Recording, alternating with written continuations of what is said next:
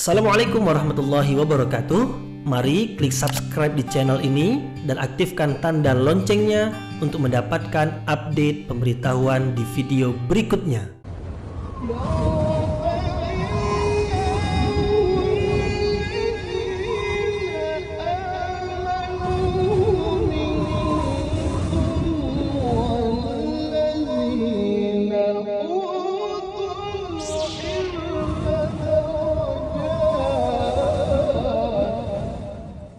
A'udzu billahi minasyaitonir rajim. Bismillahirrahmanirrahim. Assalamualaikum warahmatullahi wabarakatuh. Alhamdulillahi rabbil alamin wa bihi nasta'inu ala umurid dunya waddin. Nasta'inuhu wa nastaghfiruh wa na'udzu billahi min syururi anfusina wa min sayyiati a'malina.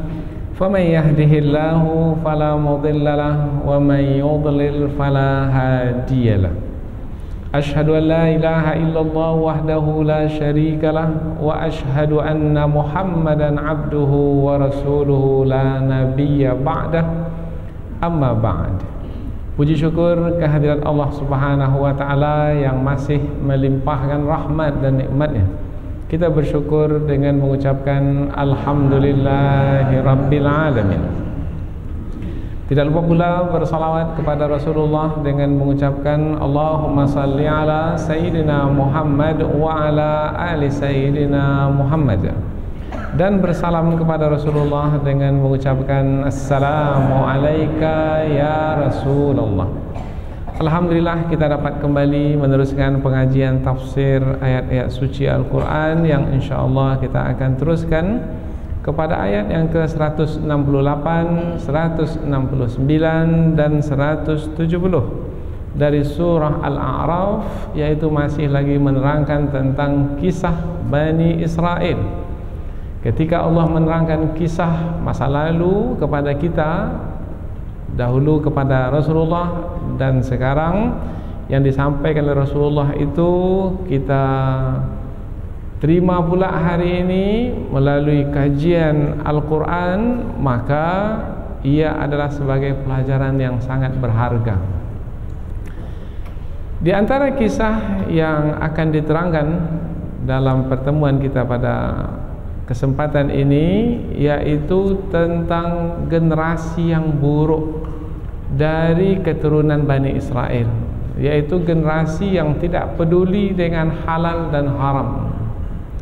Padahal mereka mewarisi kitab Taurat, mereka mempelajari kandungan kitab Taurat, mereka tahu mana yang boleh, mana yang tak boleh, mana yang baik, mana yang buruk, tapi mereka tidak peduli sebab mereka cinta dunia.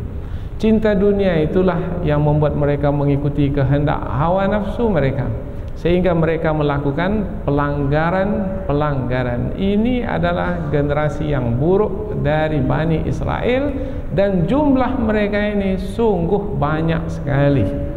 Sampai hari ini mereka ini sedang merusak di permukaan bumi dan akan terus merusak di permukaan bumi. Ini adalah pelajaran bagi umat ini, jangan seperti generasi tersebut.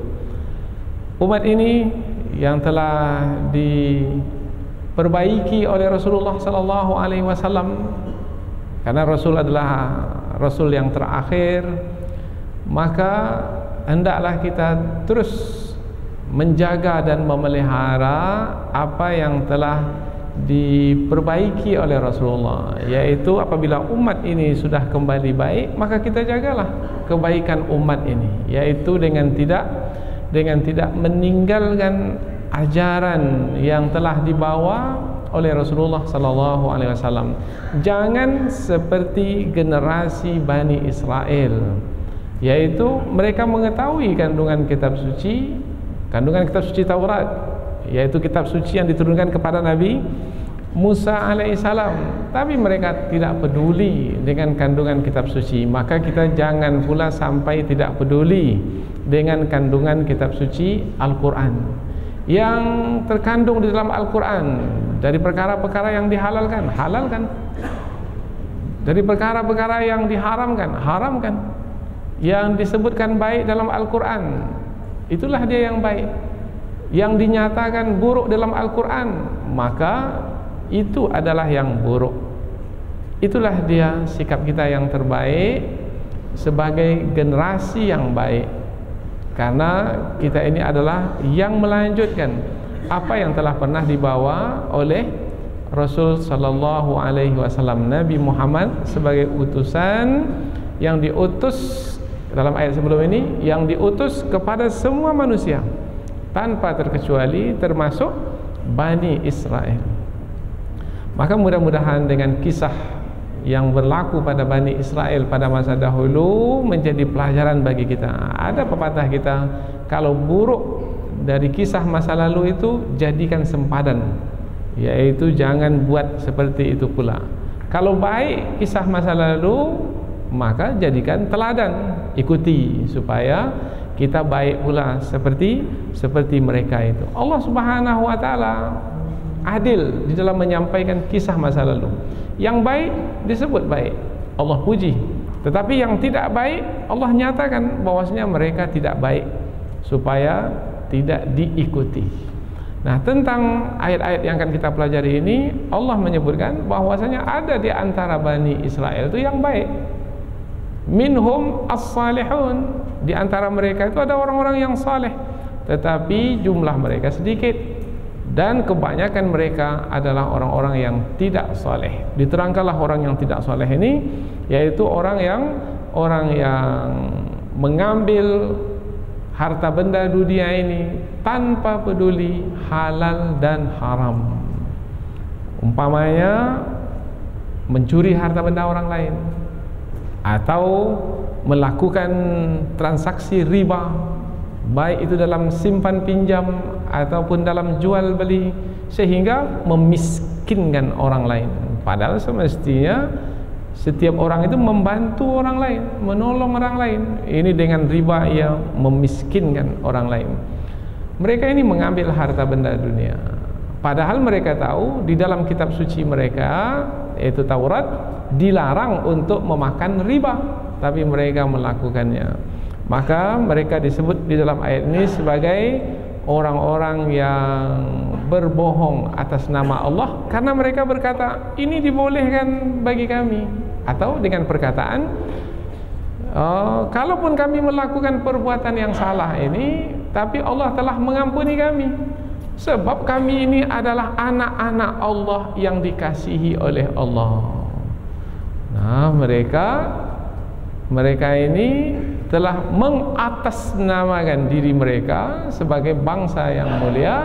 Kemudian dengan menyatakan sebagai bangsa yang mulia, kemudian mereka melakukan kejahatan, yaitu berupa memakan harta benda dunia yang haram.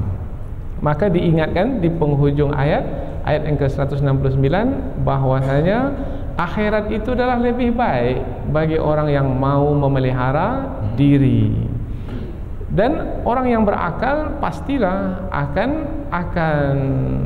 mengutamakan akhirat dari dunia.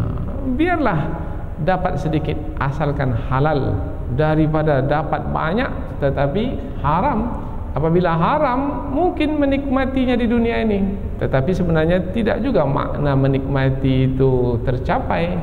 Sebab karena hawa nafsu yang menguasai diri, maka tidak ada kenikmatan sebenarnya, meskipun harta benda itu berlimpah.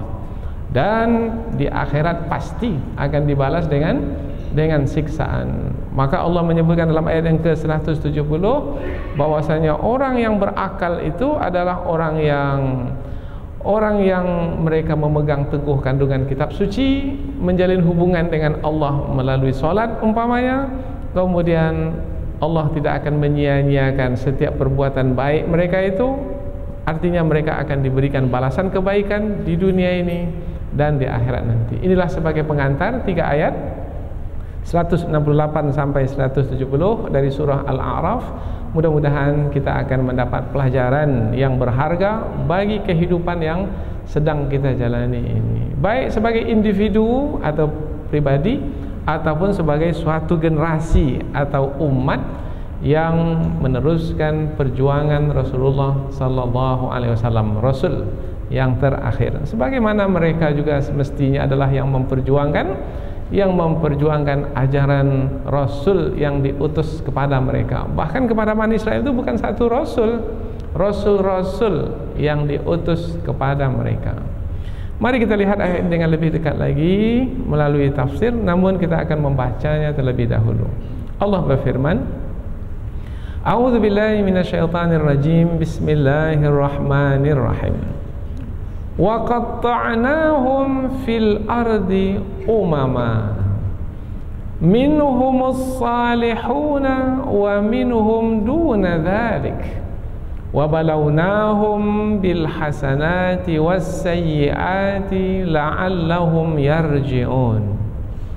فَخَلَفَ مِنْ بَعْدِهِمْ خَلْفٌ وَارِثُوا الْكِتَابَ يَأْخُذُونَ عَرَضَ هَذَا الْأَدْنَى وَيَقُولُونَ سَيُغْفَرُ لَنَا وَإِنْ يَأْتِهِمْ عَرَضٌ مِثْلُهُ يَأْخُذُوهُ Alam yu'khadh alaihim mitsaqul kitabi alla yaqulu 'ala Allahi illal haqqa wa darasu ma fihi wad darul akhiratu khairul lil ladzina yattaqun afala ta'qilun wal ladzina yumassikuna bil kitabi wa aqamus salata inna la nudhi'u ajral muslihin. Allah berfirman,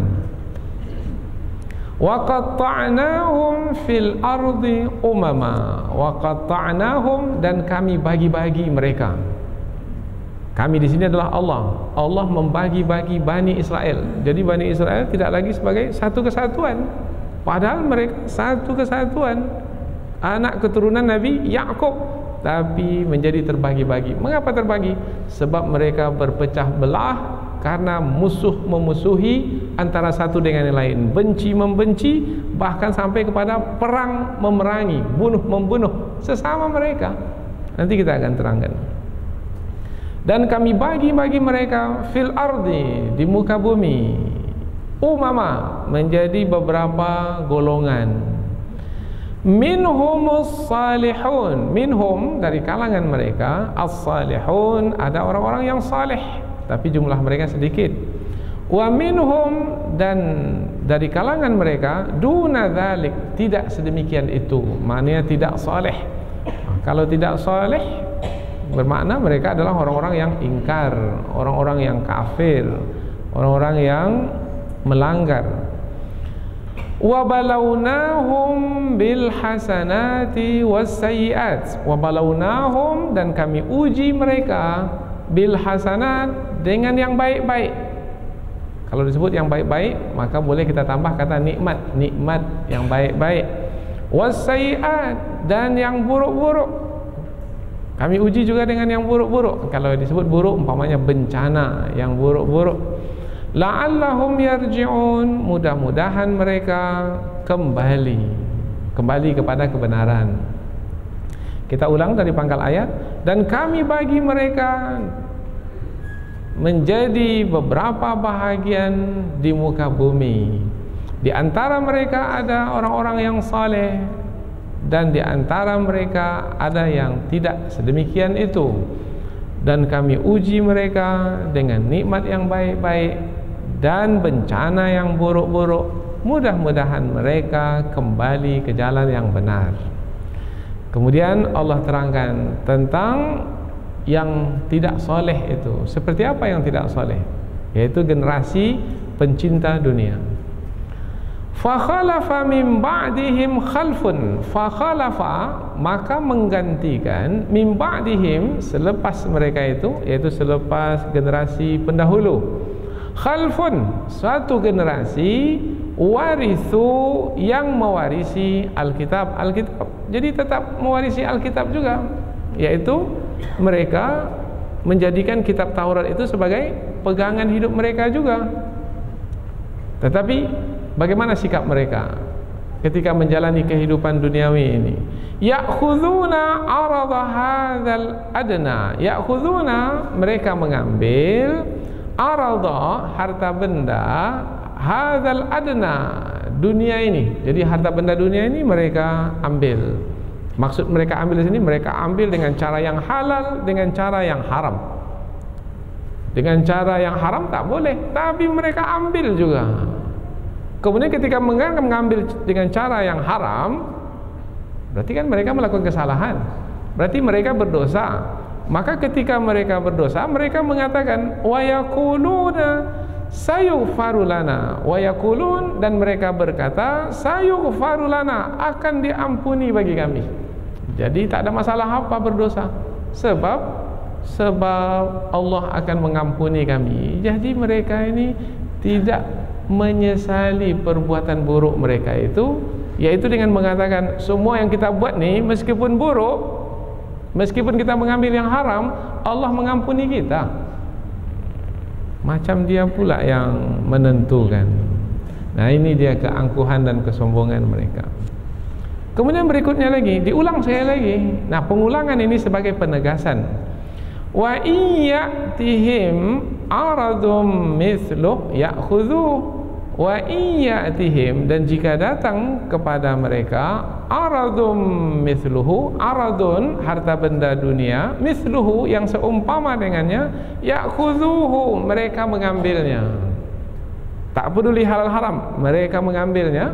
Kemudian mereka tidak lagi mengatakan Allah akan mengampuni kami, tak lagi mengatakan. Di kali pertama masih mengatakan Allah mengampuni kami, Allah akan mengampuni kami. Tapi kali berikutnya dah tidak lagi menyebut kata Allah. Artinya sudah menjadi kebiasaan bagi mereka untuk mengambil yang haram tanpa merasa bersalah. Oh, ini tercela sekali, sangat tercela. Pada hari ini juga begitu. Ada di antara kalangan umat Islam juga begitu. Umpamanya untuk mengambil harta benda dunia, menyogok umpamanya.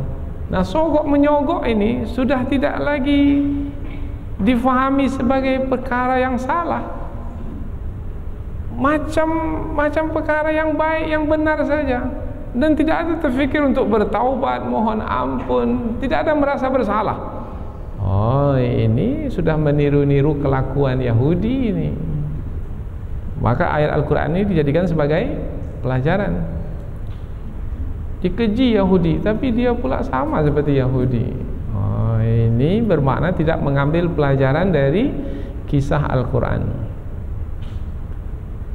Alam yu'khadh alaihim mitsaqul kitab. Alam, apakah, lam, tidak, apakah tidak, apakah tidak, yu'khadh, diambil, alaihim, ke atas mereka, mitsaq, perjanjian, alkitab, perjanjian alkitab, apakah tidak diambil atas mereka perjanjian alkitab? Maksudnya, apakah tak pernah mereka itu mengambil perjanjian alkitab? Mereka itu terikat perjanjian dengan Allah Subhanahu wa taala ketika mereka menerima kitab suci Taurat itu, supaya mereka menjalankan kandungan kitab suci Taurat. Maka Allah telah mengambil perjanjian dari mereka. Apakah tidak diambil perjanjian dari mereka supaya menjalankan kandungan kitab Taurat? Sudah diambil perjanjian dari mereka, dan mereka berjanji akan menjalankan kandungan kitab Taurat tersebut. Jadi ketika ayat ini dibuat dalam bentuk pertanyaan, sebenarnya tujuannya adalah untuk mencela dan menghina mereka, merendahkan mereka. Sebab kelakuan mereka itu adalah telah diambil perjanjian dari mereka untuk menjalankan kandungan kitab Taurat, tapi mereka tidak mau menjalankannya. Yaitu dalam perjanjian itu, ini perinciannya, penjelasannya yang lebih terperinci. Allah yaqulu 'alallahi illal haq. Allah yaqulu, yaitu supaya mereka tidak mengatakan 'alallah, atas nama Allah, illal haq, kecuali yang benar. Yang halal halalkan, yang haram haramkan, maka itu adalah yang benar. Wa darasu ma fihi, wa, padahal darasu, mereka mempelajari sehingga mereka mengetahui ma fihi, apa yang ada dalamnya. Jadi mereka tahu kandungan kitab Taurat, tahu, tapi mereka tak peduli dengan kandungan kitab Taurat. Tahu mereka halal dan haram? Tahu, karena mereka mengetahui kandungan Taurat, tapi mereka tak peduli. Ayat berikutnya, semestinya mereka itu memahami wadarul akhirah, dan kampung akhirat itu khairun lilladzina yattaqun, khairun, lebih baik, lilladzina yattaqun, bagi orang-orang yang bertakwa. Jadi jangan hanya mengejar harta benda dunia saja, kemudian menghalalkan dan mengharamkan sesuka hati. Tetapi perhatikanlah akhirat, yaitu yang dihalalkan oleh Allah halalkan, yang diharamkan oleh Allah haramkan. Karena dengan mengikuti petunjuk Allah itulah kita akan selamat nanti di akhirat. Maka kampung akhirat itu yang mesti diperhatikan. Afala ta'qilun, maka apakah kamu tidak berakal, tidak menggunakan akal, memikirkan perkara ini, bahwasanya kehidupan akhirat hendaklah lebih diutamakan dari kehidupan dunia ini. Dunia ini mau ditinggalkan, akhirat adalah tempat yang abadi. Kita baca dari awal ayat. Jadi dalam terjemahan ini kita tambah-tambah juga keterangan supaya kita lebih memahami kandungan ayat yang akan kita tafsirkan nanti. Karena kalau diawali dengan kekaburan, ketidakjelasan, maka nanti susah kita untuk memberikan penjelasan lebih lanjut. Tapi kalau sudah jelas, maka nanti akan lebih dijelaskan lagi, sehingga kita menikmati kandungan ayat. Maka setelah mereka itu, setelah generasi yang sebelumnya dari kalangan Bani Israel, generasi berikutnya, yaitu yang mewarisi Alkitab, menggantikan generasi yang sebelumnya. Mereka mengambil harta benda dunia yang rendah ini dan mengatakan, kami ini akan diampuni. Dan jika datang kepada mereka harta benda dunia yang seumpama dengan itu, mereka mengambilnya tanpa mengatakan lagi akan diampuni bagi kami. Bermakna mereka sudah menjadi biasa mengambil yang haram. Bukankah telah diambil dari mereka perjanjian Alkitab, yaitu supaya mereka tidak mengatakan atas nama Allah kecuali yang benar, padahal mereka mengetahui apa yang ada di dalamnya, dan kampung akhirat itu lebih baik bagi orang-orang yang bertakwa. Maka apakah kamu tidak berakal? Ini ayat yang ke-169. Ayat berikutnya, walladzina yumassikuna bil kitabi wa aqamus shalah, walladzina, dan orang-orang yang yumassikun, berpegang teguh, bil kitab, terhadap Alkitab. Jadi berpegang teguh terhadap Alkitab. Kalau Bani Israel, kitab suci apa yang mereka pegang? Taurat. Kalau kita sekarang ini, kitab suci apa yang kita pegang? Al-Quran. Wa aqamus salah, wa aqamu, dan mendirikan as-salah, salat, dan mendirikan salat. Inna la nudhi'u ajral muslihin. Inna, sesungguhnya kami, la nudhi', tidak akan menghilangkan atau menyia-nyiakan ajra, pahala, al-muslihin, orang-orang yang melakukan perbaikan. Jadi ayat ini bersifat umum, ya, bersifat umum. Dan orang-orang yang berpegang teguh kepada kitab suci dan mendirikan salat, sesungguhnya kami tidak akan menyia-nyiakan pahala orang-orang yang melakukan perbaikan. Jadi dari 3 ayat yang akan kita pelajari ini menerangkan tentang Bani Israel terbagi 2, dari sisi yang melakukan kebaikan atau yang tidak. Yang melakukan kebaikan disebut orang-orang yang saleh, yang tidak melakukan kebaikan adalah orang-orang yang melanggar, orang-orang yang melakukan kemaksiatan. Kemudian Allah menerangkan dari perjalanan Bani Israel itu, maka ada generasi yang datang kemudian, yang generasi ini generasi yang buruk karena mereka pencinta dunia. Mereka mengejar kehidupan duniawi yang rendah nilainya ini, yaitu dengan tidak peduli halal dan haram. Boleh kita mengambil harta benda dunia ini, tapi dengan cara yang halal. Tetapi mereka ini disebut pencinta dunia, sehingga tercela jadinya adalah karena mereka tidak peduli halal dan haram. Kemudian ketika dikatakan kepada mereka, mengapa mengambil yang haram juga? Mereka mengatakan akan diampuni dosa-dosa kami.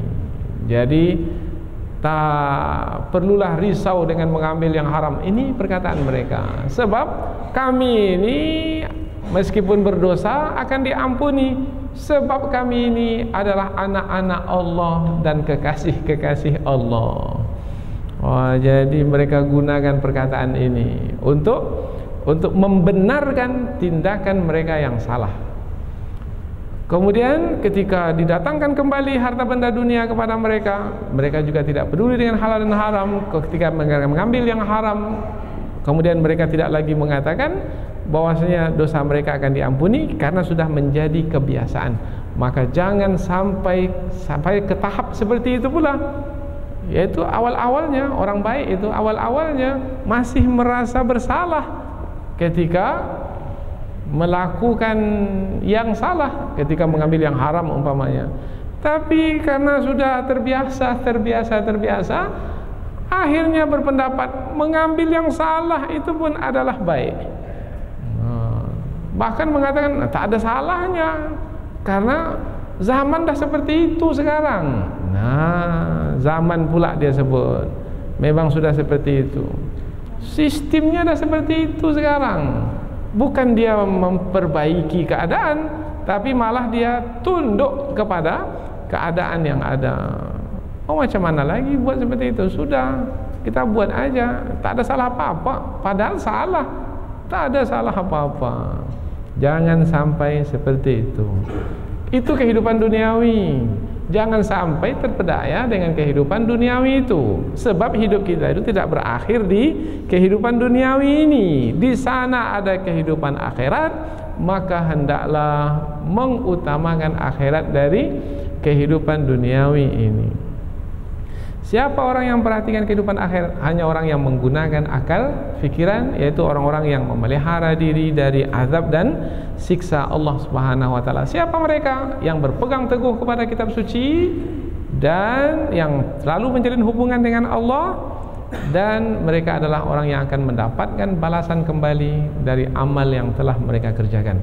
Inilah dia sebagai kesimpulan, sebagai pengantar dari 3 ayat yang kita pelajari ini. Mudah-mudahan ada pelajaran yang berharga untuk kita, insyaallah. Selanjutnya kita pindah ke tafsir ayat. Kita mulai dari ayat yang ke-168. Wa qatta'nahum fil ardi umama, dan kami bagi-bagi mereka Bani Israel, karena ayat ini menerangkan tentang kisah Bani Israel, dan kami bagi-bagi mereka di muka bumi menjadi beberapa kelompok, menjadi golongan. Kami bagi mereka, berarti Allah yang membuat mereka itu menjadi terpecah belah. Sebenarnya mereka sendiri yang memecah belah, kemudian Allah izinkan mereka yang memecah belah diri mereka. Dulu pada masa Nabi Sulaiman alaihissalam, mereka itu bersatu. Sebab mereka tak berani melawan Nabi Sulaiman. Nabi Sulaiman nabi yang sangat tegas. Nabi Sulaiman sangat disegani, ditakuti, bukan hanya dari kalangan bangsa manusia, tetapi juga dari kalangan bangsa jin. Bangsa jin takut kepada Nabi Sulaiman. Nabi Sulaiman mewarisi takhta ayahandanya, yaitu Nabi Daud alaihi salam. Nabi Daud, Nabi Sulaiman adalah nabi yang mengamalkan kandungan kitab suci Taurat, mewarisinya dari Nabi Musa alaihi salam. Pada masa Nabi Daud, pada masa Nabi Sulaiman, Bani Israel itu bersatu. Tetapi setelah wafat Nabi Sulaiman, maka Bani Israel itu terpecah menjadi 2. Inilah dia maksud wa qatta'nahum, dan kami bagi mereka. Setelah itu terbagi-bagi lagi menjadi banyak bagian. Maka dalam hadis Nabi dikatakan orang Yahudi itu terpecah belah menjadi banyak sekali pecahan. dan semakin banyak pecahan dan musuh memusuhi di antara mereka, itu adalah kesengsaraan hidup yang mereka jalani. Karena kalau sudah terpecah belah itu sengsara, karena nanti akan perang memerangi. Sebelum ini diterangkan bahwasanya puak atau suku yang ada di kalangan Bani Israel itu ada berapa? Ada 12. Nah, yang 12 ini terpecah menjadi dua golongan besar, yaitu yang 10 bersatu. Kerajaan Nabi Sulaiman itu dibagi dua, yang utara dan selatan.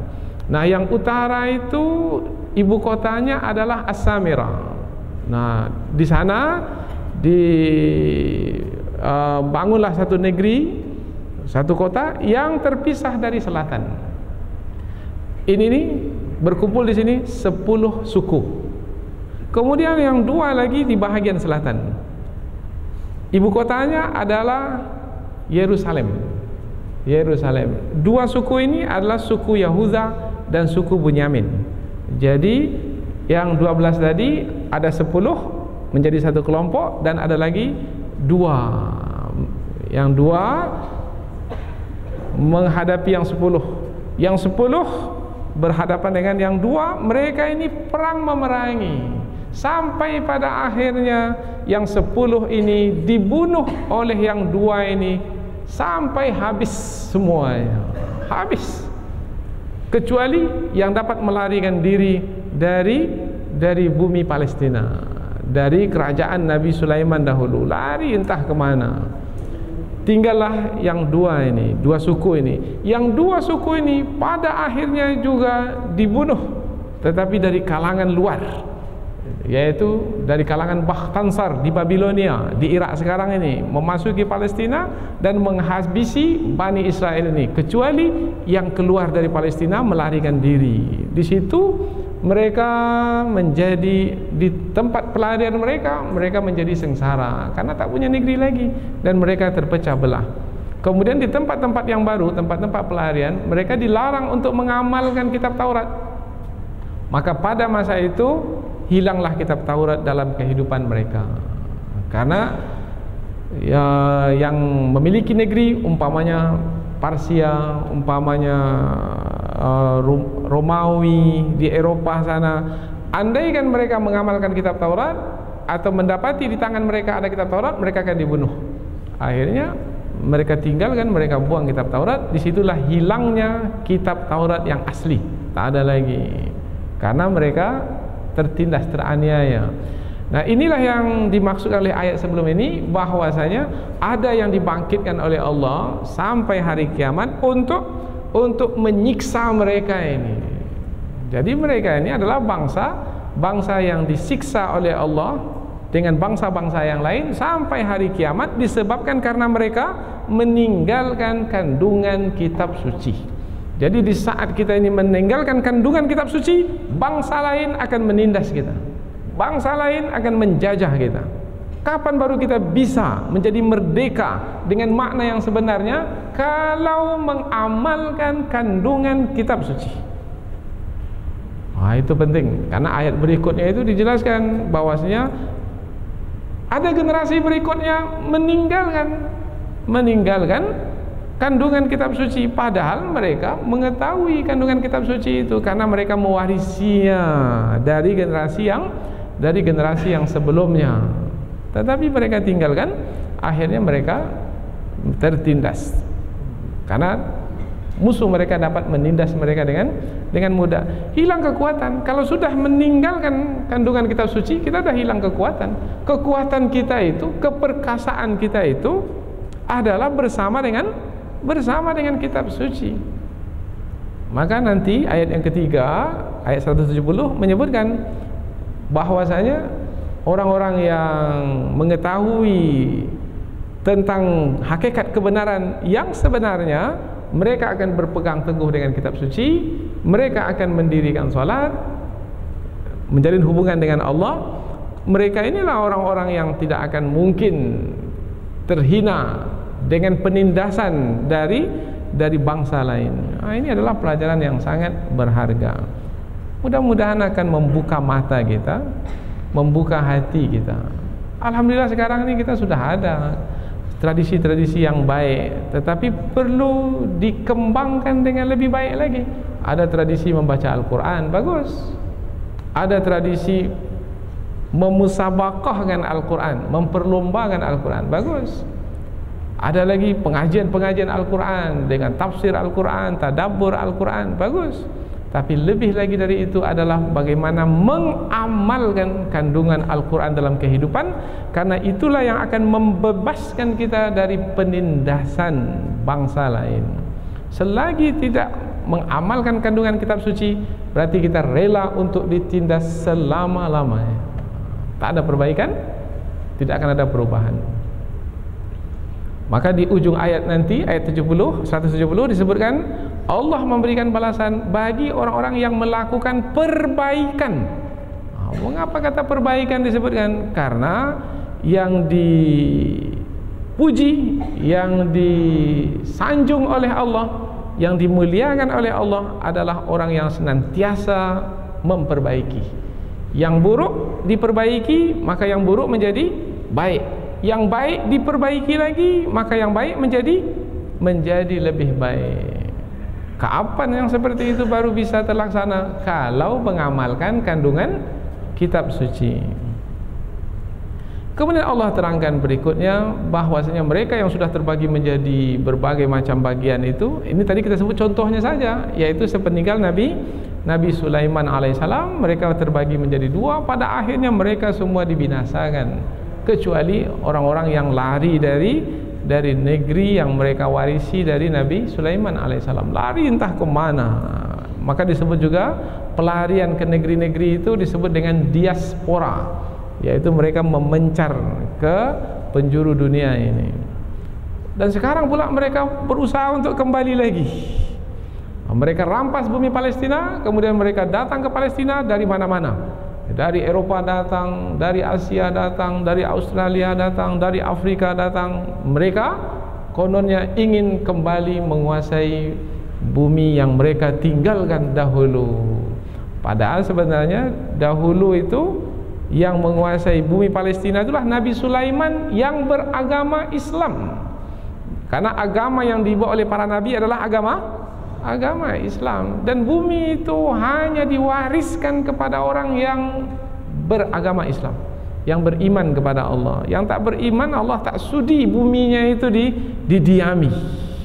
Allah tidak suka bumi itu didiami oleh orang-orang yang melakukan pelanggaran, apalagi melakukan kekufuran dan kemusyrikan. Minhumus salihun, di antara mereka itu ada orang-orang yang saleh, tapi jumlahnya sedikit. Wa minhum duna dzalik, dan di antara mereka ada yang tidak sedemikian itu, tidak saleh. Kemudian Allah menyebutkan tentang hakikat kehidupan di dunia ini sebenarnya adalah ujian. Dan ujian Allah itu ada dua macam, ada dua jenis, yaitu ada ujian dengan yang baik-baik yang disukai oleh manusia supaya manusia bersyukur atau tidak. Ada pula ujian itu dengan yang buruk-buruk yang tidak disukai oleh manusia berupa bencana, bersabar atau tidak. Wa balawnahum, dan kami uji Bani Israel itu bil hasanati was sayyiat, dengan ujian yang baik-baik yang mereka sukai. Apa yang baik-baik? Diselamatkan dari kejaran Fir'aun. Apa lagi? Dipancarkan 12 mata air. Apa lagi? Diberikan makanan yang istimewa, manna dan salwa. Apa lagi? Dimasukkan ke kampung yang subur. Ini adalah yang baik-baik. Di samping diutus kepada mereka banyak rasul, diturunkan kepada mereka banyak kitab suci. Kitab suci sebelum Al-Quran, Taurat, Zabur, Injil, itu diturunkan kepada Bani Israel. Mestinya mereka bersyukur kepada Allah, tapi mereka malah kufur. Kebanyakan mereka kufur. Wassayiat, dan diuji dengan bencana, dengan yang tidak disukai. Tidak disukai penyakit umpamanya, kemarau panjang umpamanya, kemudian juga kekurangan harta benda. La'allahum yarji'un. Tujuan ujian itu ditetapkan ke atas manusia adalah supaya manusia kembali kepada Allah. Tapi semakin diuji oleh Allah, semakin dia menyimpang dari jalan yang benar, maka tak bergunalah ujian bagi orang yang menyimpang itu. Karena ujian itu sebenarnya untuk kembali kepada Allah. Diuji dengan penyakit, maka kembali kepada Allah, karena Allah lah yang akan menyembuhkan penyakit. Diuji dengan kematian ahli keluarga yang dicintai, kembali kepada Allah. Diuji dengan kemiskinan, kembali kepada Allah, maka ujian itu menjadi baik, menjadi bermanfaat baginya. Tapi bagaimana dengan Bani Israel? Apakah dengan ujian-ujian mereka ketika mendapatkan yang baik mereka bersyukur, ketika mendapatkan yang buruk mereka sabar? Rupanya tidak. Mereka tidak peduli dengan ujian, karena mereka hanya mengikuti kehendak hawa nafsu yang menjadi tujuan mereka kehidupan dunia, harta benda dunia. Allah menyebut harta benda dunia yang mereka kejar itu harta benda dunia yang rendah nilainya. Meskipun banyak, sebenarnya sedikit. Banyak harta benda dunia, umpamanya dengan mengatakan berjuta-juta, beratus juta, miliar, umpamanya triliun, tapi banyak dalam hitungan, nilainya sedikit, sangat sedikit sekali apabila dibandingkan dengan akhirat yang akan didapatkan. Jangan lihat hidup ini sebatas di dunia ini saja, karena hidup ini juga memanjang ke akhirat, maka pertimbangkan jugalah akhirat.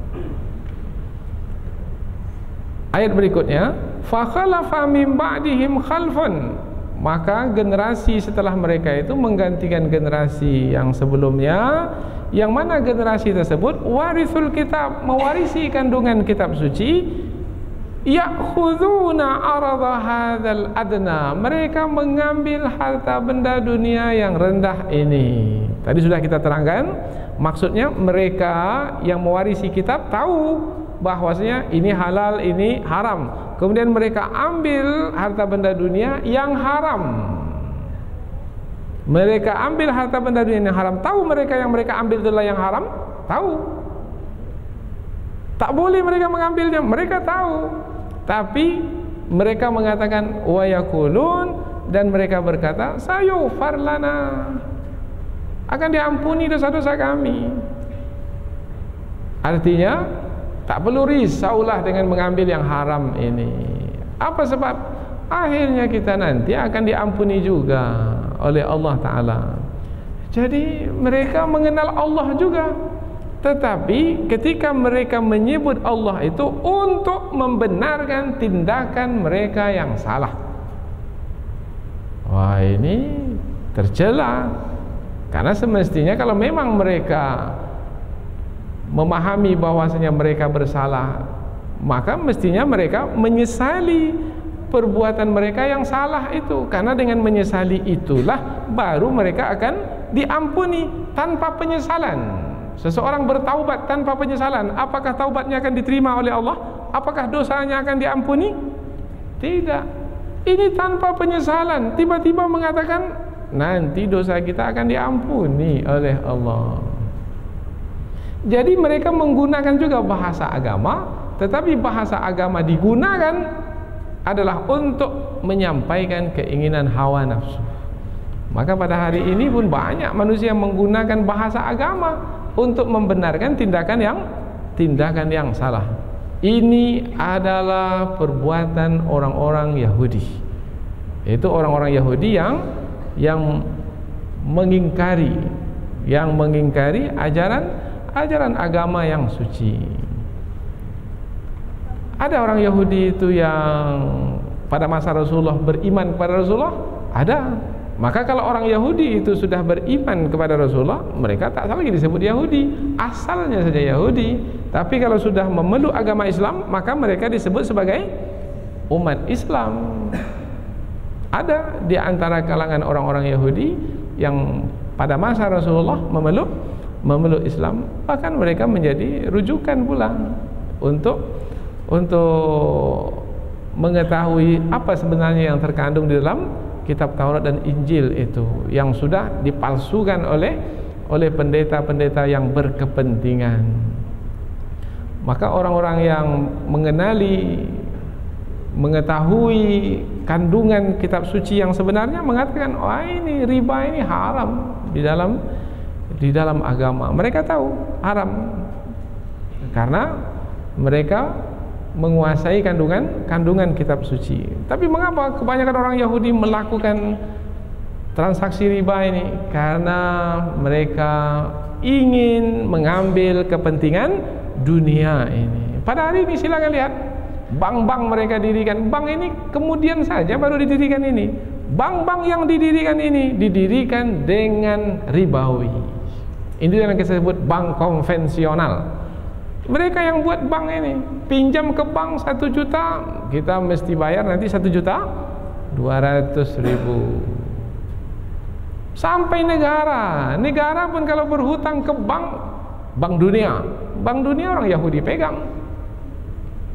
IMF. Jangan dikatakan minjam ke bank itu sebanyak itu, dipinjam sebanyak itu akan dikembalikan. Oh tidak, beranak dia.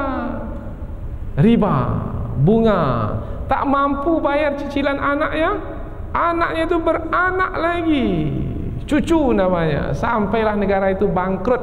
Negara kaya raya, tapi karena terus berhutang, dililit oleh hutang, untuk menebus bunga hutang pun tak mampu. Padahal negeri kaya raya. Apa sebab negeri ini menjadi miskin seperti ini, padahal subur sedemikian rupa? Karena berhutang kepada orang yang menindas. Maka dalam ajaran Islam, riba itu mesti dihancurkan, dibinasakan. Maka dalam khutbah wada Rasulullah di Arafah, Rasulullah mengatakan, riba itu sudah kumusnahkan dan telah berada di bawah telapak kakiku. Tapi pada hari ini yang mengaku umat Nabi Muhammad ini mengamalkan riba pula. Rasulullah telah menghancurkannya, membinasakannya, meletakkan di bawah kaki, sekarang malah dijunjung di kepala pula. Menjadi pegawai bank riba pula. Belajar susah-susah, sekolah ekonomi, S1 ekonomi, S2 ekonomi, S3 ekonomi. Jadi direktur bank, mengurus ekonomi ribawi yang dimurkai oleh Allah. Bagaimana mau memperbaiki umat ini? Tak akan mungkin umat ini akan baik kalau tidak diperbaiki dengan ajaran Allah Ta'ala. Ajaran Allah Ta'ala itu bukan yang dalam Quran ini saja, yang diturunkan kepada Nabi Musa melalui Taurat dahulu, melalui Taurat dan Injil yang diturunkan kepada Nabi Isa dahulu, dan sekarang melalui Al-Quran. Tapi kita ini karena ikut kepada apa yang dilakukan oleh orang-orang Yahudi itu, Bani Israel yang menyimpang itu, akhirnya kita jadi seperti ini. Bagaimana caranya supaya kita dapat kembali baik? Tak ada jalan lain kecuali kita warisi kitab ini dengan berpegang teguh kepadanya. Oh susah Ustaz, untuk membuat usaha baru tanpa pinjam ke bank konvensional, susah mengumpulkan duit, macam mana? Kemudian ada bank syariah, tapi bank syariah itu banyak sekali jatuhnya berbanding dengan bank konvensional. Sampai ada yang mengatakan sama aja bank konvensional itu dengan bank syariah. Allahu Akbar. Ini adalah orang-orang yang tidak berniat untuk memperbaiki keadaan. Maka cobalah kita berfikir cerdas, berfikir dengan menggunakan akal fikiran, seperti yang disebutkan di penghujung ayat, afala ta'qilun. Maka apakah kamu tidak menggunakan akal fikiran? Pandainya orang Yahudi ini yaitu menggunakan kata agama, menyebut nama Allah juga, kemudian mengatakan inilah kandungan kitab suci yang kami pelajari. Padahal sebenarnya lain yang mereka perbuat itu, yang mereka lakukan, lain sebenarnya yang mereka katakan. Tak sama yang dikatakan itu dengan yang dibuat. Mereka hanya membungkus perbuatan mereka itu dengan perkataan yang nampaknya baik, tapi sebenarnya buruk yang mereka buat. Wa iyatihim aradum mithluhu ya'khudhu, dan jika datang kepada mereka harta benda dunia yang seumpama dengannya, yang seumpama dengan yang telah mereka dapatkan sebelumnya. Kalau yang sebelumnya mereka masih mengatakan akan diampuni dosa-dosa kami, sekarang pula kali yang berikutnya tak ada lagi mengatakan akan diampuni dosa kami. Mereka langsung saja mengambilnya tanpa teragak-agak lagi, tanpa merasa ragu-ragu lagi. Ini baik bagi kami ini. Penyesalan sedikit pun tidak ada, merasa bersalah sedikit pun tidak ada. Jangan sampai seperti mereka ini. Itu ujungnya itu. Itu pelajaran kita itu di situ. Setelah kita mengetahui, oh seperti itu Bani Israel, jangan sampai seperti itu pula. Alam yu'khadh alaihim mitsaqul kitabi alla yaqulu 'ala Allahi illa al-haq. Ini sebagai penegasan. Bukankah mereka itu telah diambil dari mereka itu perjanjian tentang kandungan kitab suci supaya mereka menjalankannya? Ya, sudah. Dan di antara kandungan kitab suci itu supaya mereka tidak mengatakan atas nama Allah kecuali yang benar. Tapi mengapa mereka mengatakan juga atas nama Allah apa yang mereka sukai? Menggunakan nama Allah untuk membenarkan apa yang mereka sukai. Mengapa mereka melakukannya juga? Karena mereka pencinta dunia. Maka jangan sampai cinta dunia itu membuat melanggar. Maka ayat berikutnya menjelaskan, sebelum sampai ke perkataan di penghujung ayat, wadarasu ma fihi, padahal mereka mengetahui kandungan kitab suci itu bahwasanya mengambil harta benda orang lain haram, melakukan perbuatan riba haram. Kalau sekarang ini menjajah Irak sebenarnya haram, tapi mereka lakukan juga. Kemudian pindah lagi, kemana mereka jajah? Kemana saja yang mereka kehendaki untuk menguasai dunia ini sepenuhnya. Sampai ke tempat ini ada kita dijajah, emas kita diambil, minyak kita diambil. Silakan lihat sendiri, buka mata, buka hati, supaya kita tidak tertipu dan terpedaya. Sayang sekali, Allah telah berikan kepada kita akal yang cerdas, Allah telah berikan kepada kita iman di dalam hati, tapi kita tetap tidak tahu juga mana yang benar, mana yang salah, siapa kawan, siapa lawan, mana yang akan membawa kepada keberuntungan, mana yang akan membawa kita kepada kerugian. Maka ujung ayat Allah peringatkan, Waddarul akhiratu khairul lilladzina yattaqun, dan kampung akhirat itu lebih baik bagi orang-orang yang bertakwa, orang-orang yang memelihara diri. Pandang akhirat dulu, jangan hanya mengejar dunia ini saja. Afala ta'qilun, maka apakah kamu tidak berakal? Kalau disebut begini, apakah kamu tidak berakal? Maknanya kalau kamu mengejar dunia dan mengabaikan akhirat, maka kamu adalah orang yang tidak menggunakan akal. Itu bahasanya masih mudah untuk didengar, tapi yang berat untuk didengar, apakah kamu orang yang tidak berakal, tak punya akal? Kalau tak punya akal itu agak berat sedikit mendengarnya. Apalagi kalau bahasa Minang, tak bau tak. Oh, itu berat sekali itu. Hanya orang yang tidak menggunakan otak untuk berfikirlah orang yang telah menjual akhiratnya untuk kepentingan dunianya. Kadang-kadang dengan bahasa kita baru terasa. Kalau bahasa terjemahan Al-Quran ini tak terasa betul. Tapi kalau bahasa kita, wah, terpukul sekali. Itu sebabnya dikatakan khatibun nas ala qadri uqulihim, yaitu berbicara dengan manusia sesuai dengan bahasa yang ada pada mereka, kemampuan yang ada pada mereka. Maka kita berbicara dengan manusia dengan bahasa mereka. Kalau di hadapan kita adalah orang-orang yang berpendidikan tinggi, dengan bahasa berpendidikan tinggi, dengan bahasa ilmiah, dengan bahasa yang tersusun, tidak ada pengulangan, terperinci, singkat, padat. Tapi kalau di depan kita orang-orang awam, maka mesti kita terangkan dengan mudah-mudahnya, kemudian diulang berkali-kali. Karena boleh jadi pada kali pertama dia kurang faham, kita tengok keningnya berkerut, berarti dia belum faham. Maka ulang sekali lagi, 2 kali. Boleh jadi yang sebahagian sudah faham, tapi ada yang belum faham. yang belum faham ini diperhatikan juga, ulang sekali lagi.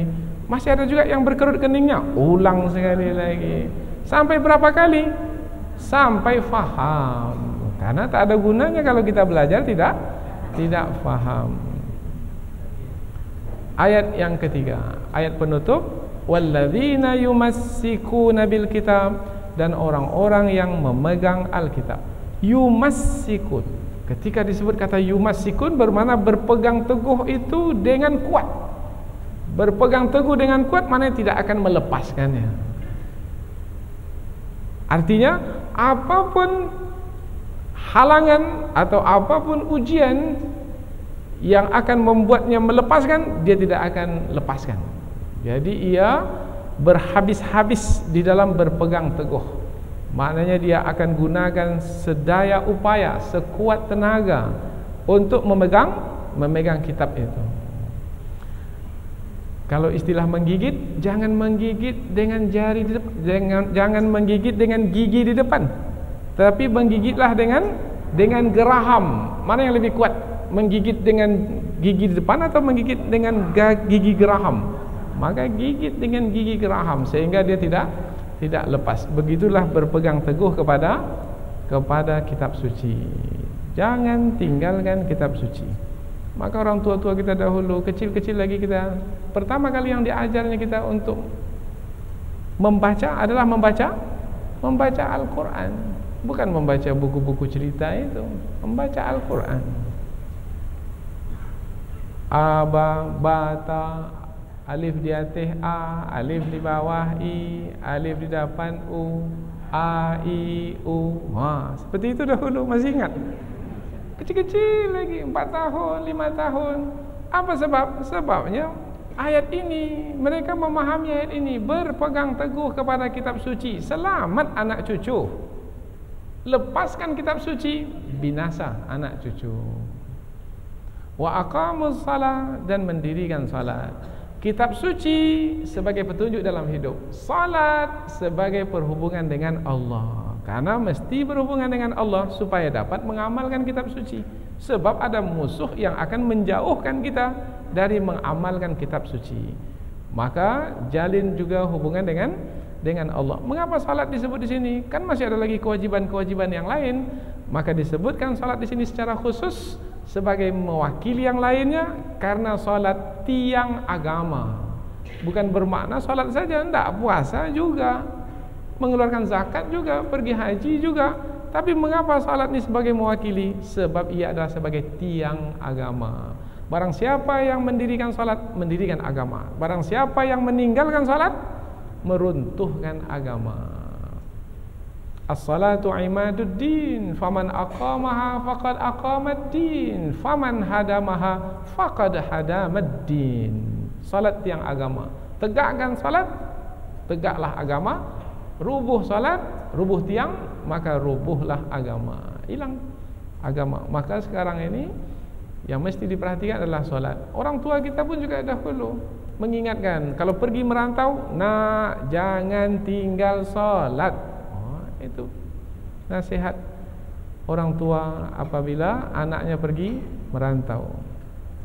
Inna la nudhi'u ajral muslihin, sesungguhnya kami tidak akan menyia-nyiakan pahala atau balasan orang-orang yang berbuat perbaikan, yang melakukan perbaikan. Mengapa di sini perbaikan? Tadi di dalam ayat sebelumnya adalah as-salihun, orang-orang yang baik. Beda antara orang-orang yang baik dan orang-orang yang memperbaiki. Nah, kalau orang-orang yang baik ini menerangkan tentang diri orang tersebut baik. Tetapi kalau orang-orang yang memperbaiki bermakna diri orang tersebut baik, kemudian orang yang baik itu memperbaiki orang lain. Mana yang lebih baik? As-salih atau al-muslih? As-salihun atau al-muslihun? Al-muslihun. Maka disebutkan khairukum man ta'allamal Qur'an, sebaik-baik kamu adalah yang belajar Al-Qur'an. Itu adalah as-salihun. Kemudian wa'allamah, dan mengajarkannya. Nah, mengajarkannya adalah al-muslihun, memperbaiki dengan ilmu yang telah dimiliki. Inilah dia 3 ayat yang kita pelajari dalam kesempatan ini, yaitu yang menerangkan bahwasanya ada generasi pada keturunan Bani Israel, generasi yang mewarisi kitab suci tapi tidak mengamalkannya. Karena mereka mengejar dunia, mereka pencinta dunia dan mengabaikan akhirat. Padahal kehidupan manusia, kehidupan dunia yang memanjang sampai ke akhirat. Mudah-mudahan kita mendapat manfaat dari kandungan kitab suci yang telah kita fahami. Subhanakallahumma wa bihamdika asyhadu an la ilaha illa anta wa astaghfiruka wa atubu ilaik. Wassalamualaikum warahmatullahi wabarakatuh.